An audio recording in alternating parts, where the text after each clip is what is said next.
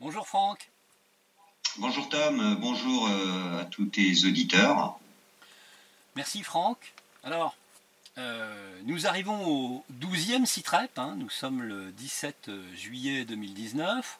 Le dernier CITREP c'était le 11e, donc c'était au mois de février, donc ça fait un petit moment. Et pourquoi évidemment ce CITREP? Tout simplement parce que il faut parler de la situation en Libye, la situation chaotique, hein, qui se produit actuellement depuis quelques mois, avec cet affrontement entre le maréchal ou le général, hein, selon, Khalifa Haftar et Fayez el-Sarraj, qui représentent les deux principaux, entre guillemets, pouvoirs plus ou moins reconnus par la communauté internationale, qui sont plus ou moins aussi soutenus l'un et l'autre par des acteurs extérieurs d'importance, hein, comme la France, les États-Unis, la Turquie.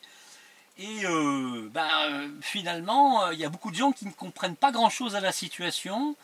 Et je crois que tu as des informations qui nous permettront d'y voir plus clair finalement dans cette affaire. Donc je t'en prie, donne-nous ces informations parce que c'est vraiment très important. On essaye de comprendre depuis plusieurs mois et sans ton éclairage, faut avouer que c'est très difficile. Oui, bon, enfin bon, ça va au travers des différents sites que j'ai pu évoquer par le passé. Enfin, pour nous, il n'y a rien d'étonnant par rapport à ce qui peut arriver, hein, puisque cette communauté internationale est en train de s'écraser en Libye. Je tiens quand même à préciser que Muammar Kadhafi avait mis en garde en 2011 en indiquant à cette même communauté internationale que cette communauté allait s'écraser sur un rocher en Libye. Là, ils sont en train complètement de s'exploser. Tu parles d'un conflit entre Fayez el-Sarraj et Khalifa Haftar. Je préfère parler d'un conflit interposé entre l'Arabie Saoudite et les Émirats qui soutiennent Khalifa Haftar et le GNA soutenu essentiellement par le Qatar, la Turquie, mais aussi l'Italie. Donc on voit bien qu'aujourd'hui, cette communauté internationale est divisée sur le dossier libyen, et pour cause. Je tiens quand même à rappeler que la Libye est la plus grosse réserve d'hydrocarbures d'Afrique.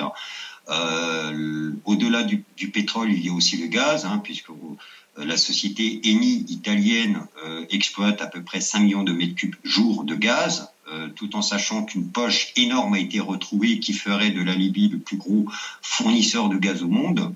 Ah oui, d'où l'intérêt, bien évidemment, du Qatar à être présent sur ce pays. Donc rien malheureusement est nouveau, hormis le fait que depuis l'engagement de Khalifa Haftar pour tenter de reprendre Tripoli, ce sont une fois de plus les civils les civils libyens qui sont victimes de ces affrontements. L'ONU reconnaît aujourd'hui plus de 1000 morts. On peut multiplier ce chiffre par 2. Hein. Nous, on estime à peu près, d'après nos réseaux locaux, à plus de 2000 morts, et on est à peu près entre 80 et 100 000 Libyens déplacés pour éviter les affrontements qui ont lieu actuellement tant à l'ouest mais aussi au sud de Tripoli. Alors, ce qui est intéressant, c'est que la communauté internationale s'est étonnée de l'entrée de Khalifa Haftar, hein, à Tripoli, puisque différentes négociations étaient en place entre le GNA et le gouvernement de Tobrouk par son représentant en chef Khalifa Haftar pour mettre un processus électoral en place. Je tiens à te rappeler que lors du dernier CITREP, je t'ai indiqué que des élections ne pouvaient pas avoir lieu en Libye. Malheureusement, le temps m'a donné raison, puisque aujourd'hui, à défaut d'élections, nous avons des conflits armés. Oui.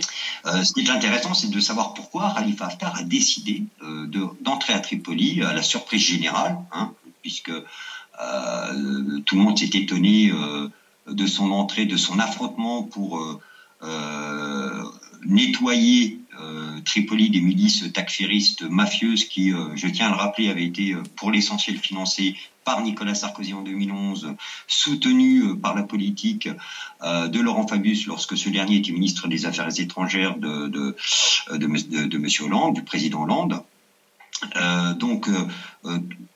Aujourd'hui, la question est de savoir pourquoi. La réponse est très simple.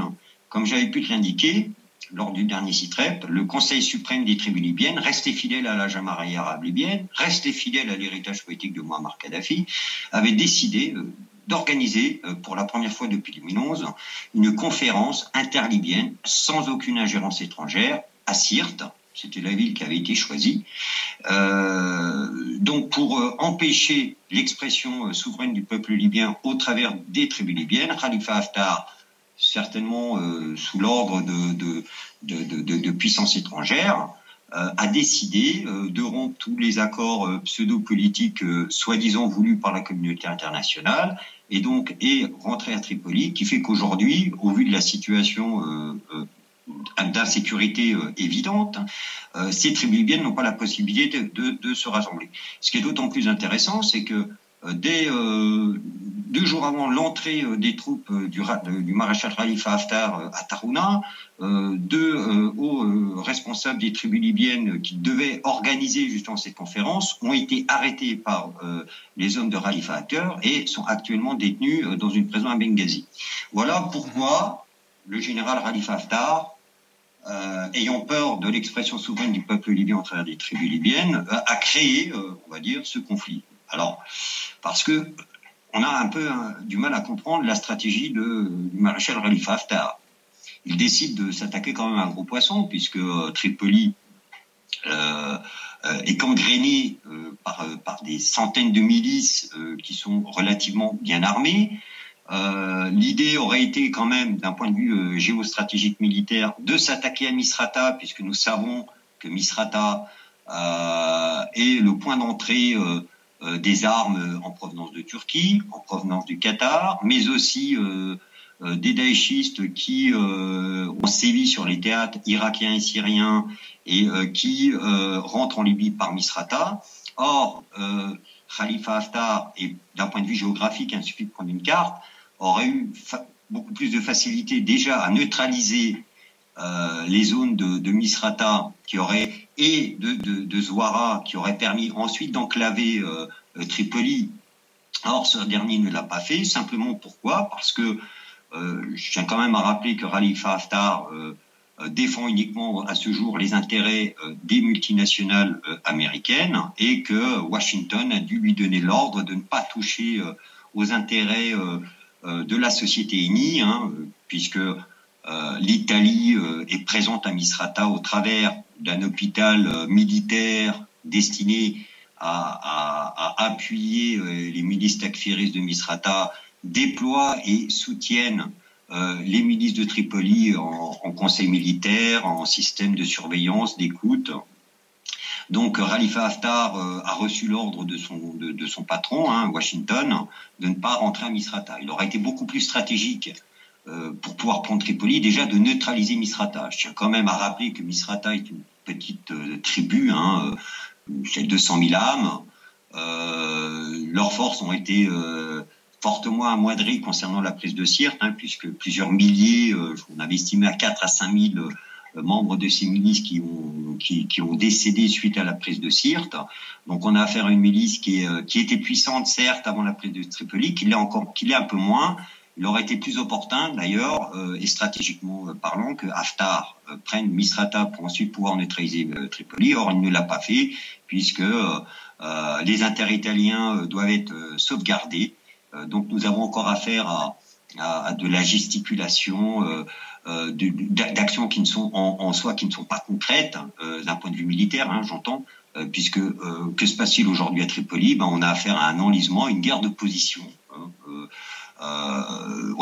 Khalifa Haftar a peine à rentrer à Tripoli. Il s'attendait à un soulèvement populaire en sa faveur. Or, aujourd'hui, les Tripolitains n'ont de reconnaissance ni auprès de Haftar, ni auprès de Fayez el-Sarraj. Aujourd'hui, les Tripolitains, pour le peu qu'il reste, ce que je tiens aussi quand même à exprimer, parce qu'on nous présente Tripoli comme une métropole de 2 millions d'âmes, ce qui était le cas en 2011. Aujourd'hui, on peut diviser le chiffre par 2, puisque beaucoup de Tripolitains étaient restés fidèles à Muammar Kadhafi, et ces derniers se sont exilés depuis 2011. Et donc, nous avons des quartiers entiers à Tripoli, dans les banlieues, qui sont vidés de leurs habitants, puisque ces derniers ne reconnaissent pas l'occupation de leur pays. Voilà. Donc, on est voilà, je voulais expliquer pourquoi Khalifa Haftar, parce que c'est la grande interrogation, pourquoi Haftar est rentré à Tripoli, pour empêcher l'expression du peuple libyen, au travers de cette réunion des conseils des tribus qui n'a malheureusement pas pu avoir lieu, et qui est difficile aujourd'hui à mettre en place au vu de la situation. Et puis de deux, on voit bien que Khalifa Haftar répond à des agendas étrangers et n'a pas réellement de volonté pour se saisir à bras-le-corps du problème de ces milices takfiristes, puisque ce dernier n'a pas entrepris des actions militaires qu'il aurait pu gagner aisément en prenant Misrata et les villes de Zouara et de concentrer et de neutraliser les frontières libyennes et tunisiennes, puisque ces milices pullulent dans la zone. Donc on voit bien qu'il n'y a pas réellement aujourd'hui de volonté de Khalifa Haftar de nettoyer, de libérer le pays de l'emprise de ces milices takfiristes. Voilà. D'accord. Oui, effectivement, donc ça veut dire que cette guerre n'est intéressante à aucun prix pour le peuple libyen qui en fait voit se battre deux belligérants qui sont aussi néfastes autant l'un que l'autre pour le peuple libyen en réalité. Oui, parce que ces belligérants répondent à des agendas étrangers, comme j'ai pu l'indiquer à différentes reprises, et non pas l'agenda du peuple libyen. Khalifa Haftar, nous savons aujourd'hui que les Émirats arabes unis le soutiennent militairement par la fourniture de 4x4 blindés, de drones. C'est le cas aussi de l'Arabie saoudite, de la France aussi, puisqu'il y a cette petite polémique, puisque les milices takfiristes soutenues par le Jénat ont repris une ville égarienne qui était aux mains de Khalifa Haftar, et ils ont découvert des missiles français, 4 missiles français qui n'avaient pas lieu d'être ici. Pourquoi? Parce qu'il y a toujours un embargo sur les armes. Donc la ministre des Armées essaie de se débattre en expliquant qu'au final, mais non, des missiles qui étaient destinés aux agents de renseignement de la DGSE qui luttent à côté de Khalifa Haftar uniquement pour neutraliser les milices daïchistes, islamistes qui auraient éventuellement rejoint le GNA. Je tiens simplement à dire qu'aujourd'hui le GNA est une représentation de l'État islamique, de la Turquie et du Qatar, des milliers depuis 2 mois, des milliers de daïchistes irakiens, syriens, afghans on rentre en Libye quotidiennement pour venir assister ces milices de Tripoli, ce qui d'ailleurs explique le fait qu'aujourd'hui Haftar a un mal fou à pouvoir reprendre Tripoli, puisqu'il a en face de lui des soldats aguerris à la guérilla urbaine, assistés et soutenus par des conseillers militaires qataris, turcs et italiens. Donc la difficulté aujourd'hui d'Haftar de reprendre Tripoli est là, au point que ce dernier est en train de faire appel depuis quelques semaines à des mercenaires tchadiens, voilà, qui sont opposants à Libye et qui sont venus renforcer les unités, les brigades de Khalifa Haftar. Alors, au départ du conflit, nous avons vu des militaires et des généraux qui étaient restés fidèles à la Jamaïa arabe libyenne, qui ont rejoint Khalifa Haftar, non pas par rapport à une idée idéologique, bien sûr que non, parce que ces gens ont cru que Khalifa Haftar voulait vraiment nettoyer le pays de ces milices takfiristes qui empêchent l'expression du peuple libyen. Or, il y a eu un problème, c'est qu'un général resté fidèle à Kadhafi avait rejoint, effectivement, avec ses hommes, Khalifa Haftar. Ce dernier reçoit des armes, il y a une distribution de munitions qui doit être effective. Alors, bien évidemment, il privilégie sa brigade. Des membres de la milice de Khalifa ont tout bonnement tué ce général, alors qu'ils étaient censés être ensemble, se battre en commun pour nettoyer Tripoli de ses milices, ce qui a eu pour effet un désengagement de beaucoup de militaires restés fidèles à Muammar Kadhafi, de beaucoup de tribus qui soutenaient Khalifa Haftar dans sa démarche de nettoyer enfin le pays de ces milices terroristes. Donc il y a eu un désengagement de ces hommes qui fait qu'aujourd'hui Haftar est obligé d'user de services de mercenaires tchadiens pour consolider ne serait-ce les positions prises. Voilà. Il n'a pas grandement avancé depuis 4 mois. Il est vraiment dans les faubourgs de Tripoli. Voilà. D'accord.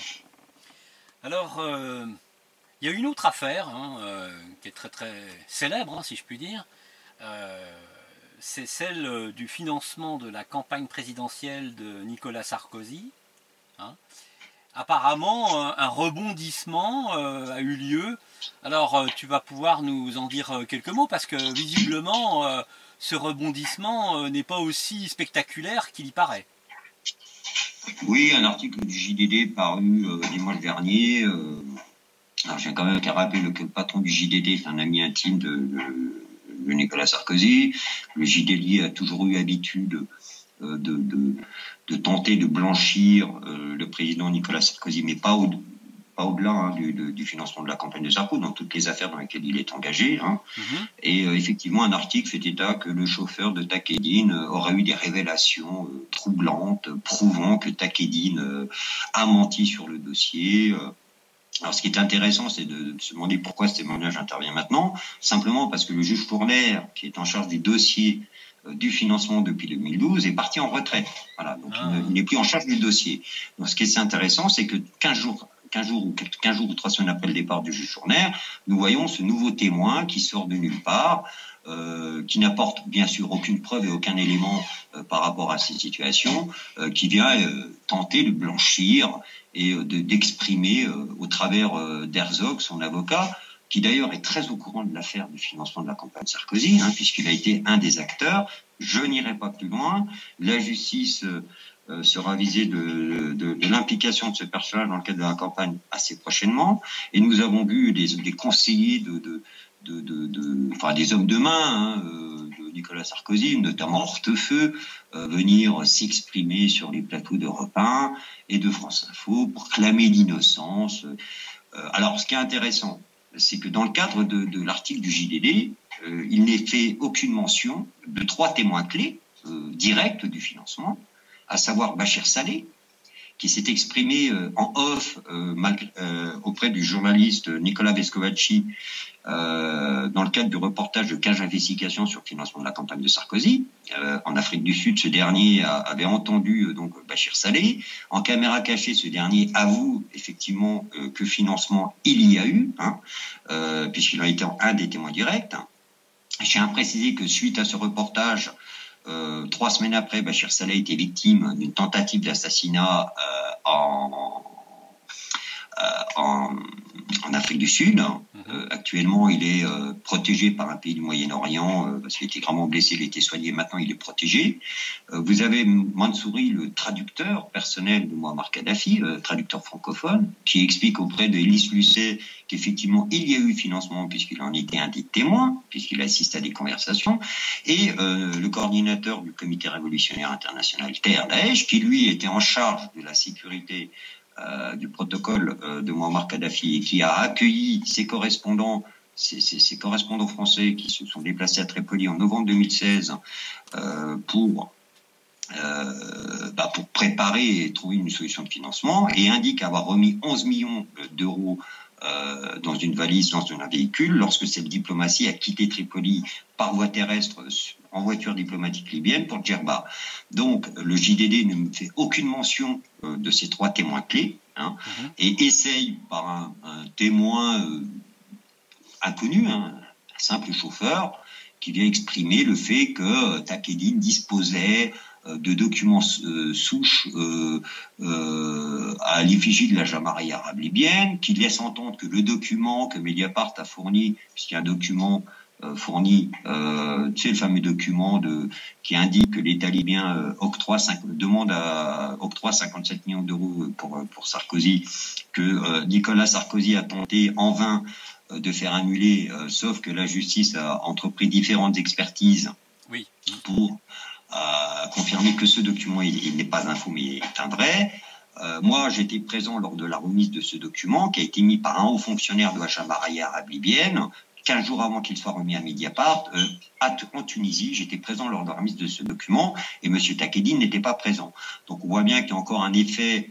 On essaie de lancer une diversion sur cette affaire, essayer de discréditer le document qui met à mal justement Nicolas Sarkozy, hein, puisque c'est un document factuel pour le coup.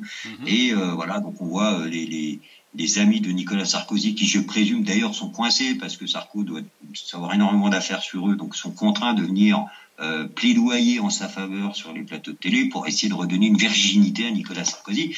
Bon, enfin, ceux qui sont vraiment au plus près du dossier savent que c'est un écran de fumée qui est destiné à redorer l'image de Nicolas Sarkozy au sein de la population française et certainement de son électorat, puisque la seule solution aujourd'hui à Nicolas Sarkozy pour éviter ses ennuis judiciaires, c'est de se représenter en politique et d'aller chercher son immunité en essayant de briguer peut-être une reprise d'un parti politique nouveau de droite et d'aller chercher une présidence qui lui permettrait d'avoir une immunité pendant le temps de son mandat et de faire en sorte que ses affaires s'éteignent d'elles-mêmes.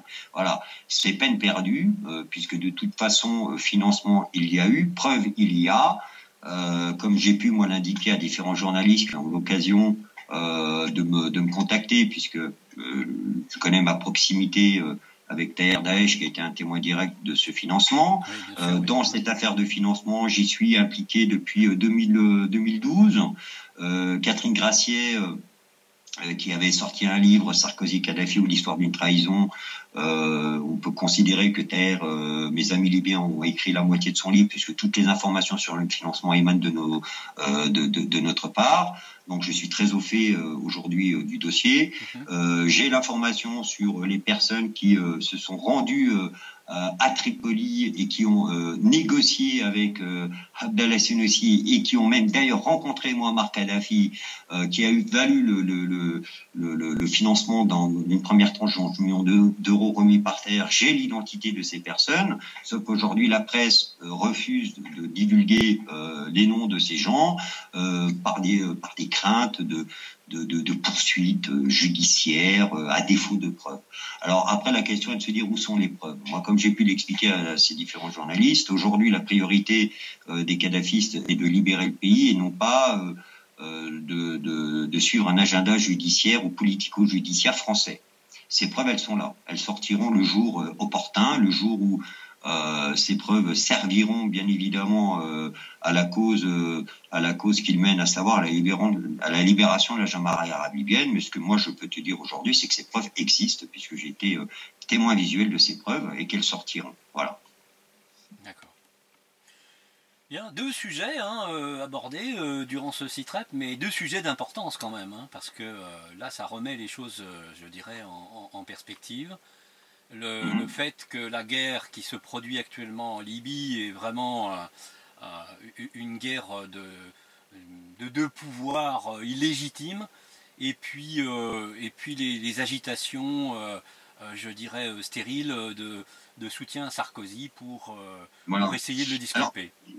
Alors, concernant aussi les conséquences de ce conflit, alors je tiens quand même aussi à dire que au mois de janvier, l'objectif de la NOC, donc la compagnie pétrolière libyenne, était de passer à 2 500 000 barils jour.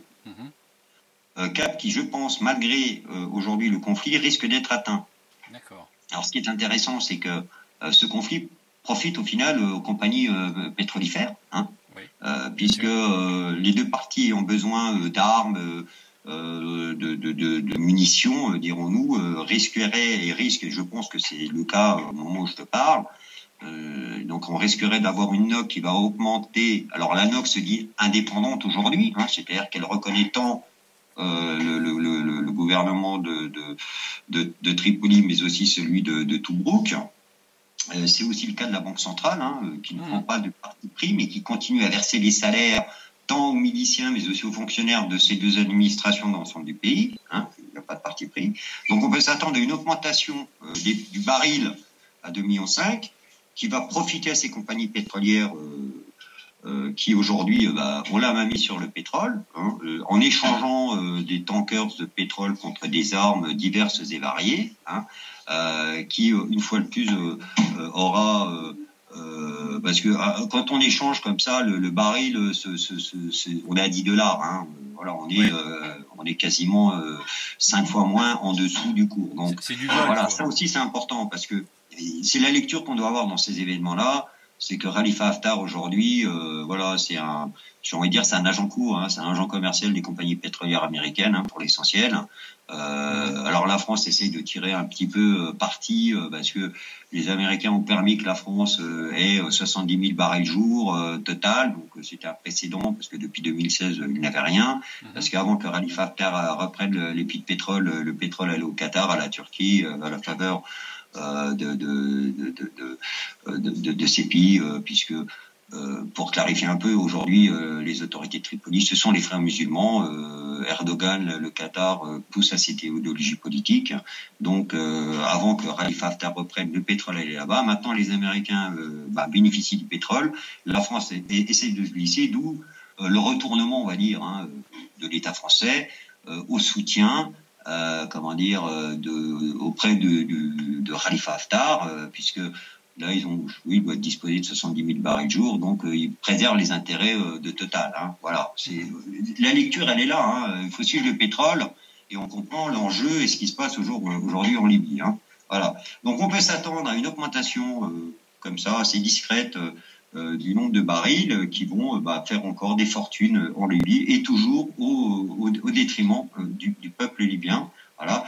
Alors, maintenant, les tribus libyennes, comme je t'ai indiqué, ont du mal un petit peu à se réunir. La résistance verte est toujours active. Elle reste complètement neutre dans ce conflit. Hein. Elle est en phase d'observation parce que les ennemis du peuple libyen sont en train de s'affronter. Ce qui est aussi intéressant, une petite analyse rapide, c'est qu'on voit que la communauté internationale, l'ONU, la mission pour la Libye a complètement échoué sur le dossier libyen. On peut s'attendre à ce que Salamé, qui était l'envoyé spécial, démissionne ou soit remplacé dans les mois à venir, puisque ce dernier, une semaine avant l'entrée de Khalifa Haftar à Tripoli, annonçait une conférence interlibyenne à Ghadamès, avec des élections qui se passeront en septembre. Donc là, c'est un échec cuisant, complètement cuisant. Maintenant, c'est d'autant plus aussi difficile à cette communauté internationale de reconnaître Fayez el-Sarraj, puisque ce dernier paye à coup de millions de dollars des daïchistes aguerris au combat de rue, takfiristes islamistes, hein, vraiment des daïchistes qui ont fait allégeance à l'État islamique. On estime à plusieurs milliers aujourd'hui de combattants de l'État islamique aux côtés des milices pro Fayez el-Sarraj. Donc là, ça devient compliqué aujourd'hui pour cette communauté internationale de continuer à reconnaître un homme qui utilise des terroristes pour préserver uniquement les intérêts de la Turquie, du Qatar, mais aussi de l'Italie qui se trouve coincée aussi. Il y a aussi ce conflit d'ailleurs, hein, il n'est pas pour rien que la France soutienne Khalifa Haftar, puisque le G9 a eu la préférence pour l'Italie, hein, et aujourd'hui l'Italie prend aussi beaucoup de gaz et de pétrole au détriment de la France, qui explique que la France se positionne contre les opposants à Fayez el-Sarraj, à savoir Khalifa Haftar. Donc là, en fin de compte, on est sur une guerre d'intérêt économique, pétrolifère, voilà, et une fois de plus, et comme depuis 2011, le peuple libyen est livré à lui-même, mais essaie de s'organiser malgré les difficultés au travers des tribus libyennes. Et je peux quand même te confirmer qu'il y a toujours cette résistance, qu'on est très attentif à la situation, mais le moment opportun, il faudra s'attendre à un renversement majeur pour l'intérêt du peuple libyen. Voilà, je voulais terminer ce site rep avec cette note d'espoir pour le peuple libyen. Voilà. Merci Franck. Ça nous a permis de retrouver l'information authentique venue de Libye. Merci de nous avoir offert ce site rep et au 13e, au prochain site rep pour la suite de l'actualité venue de Libye. Merci, je te remercie Tom de me permettre de m'exprimer et je te remercie pour l'attention que tu portes à notre cause et à notre combat. Merci beaucoup Tom et je te dis à très bientôt avec grand plaisir. À très bientôt, au revoir. Merci, au revoir.